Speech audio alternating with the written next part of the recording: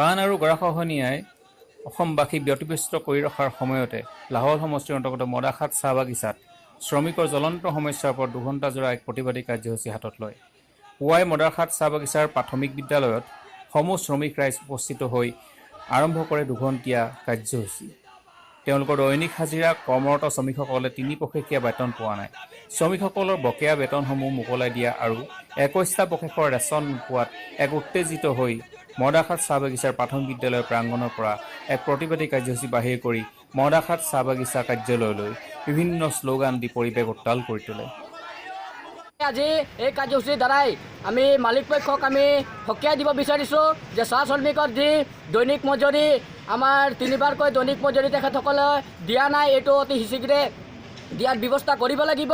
নহ'লে অন্যথা আমি অসম চাহ মজদুৰ সংঘৰ লগতে অসম চাহ জনজাতি ছাত্ৰ সন্থা হৈ আমি ইয়াতকৈ ডাঙৰ কাৰ্যসূচী ল'বলৈ কাৰণে আমি বাধ্য। আজিৰ পৰা 3টা পষেকৰ দৰমহা আজি শ্ৰমিকে যি কঠোৰ পৰিশ্ৰমৰ বিনিময়ত পাব লাগে, সেই যি মজুৰি 3টা পষেকৰ মজুৰি আজি পোৱা নাই, ৰেচন পোৱা নাই, 21টা পষেকৰ ৰেচন পোৱা নাই আৰু ৰেচনৰ লগতে আৰু যি PF গ্ৰেজুৱেটি পেঞ্চন টকা যি পাব লাগে সেই টকাখিনি সেই যি প্ৰাপ্য সেই প্ৰাপ্যখিনিও ধন্যবাদ।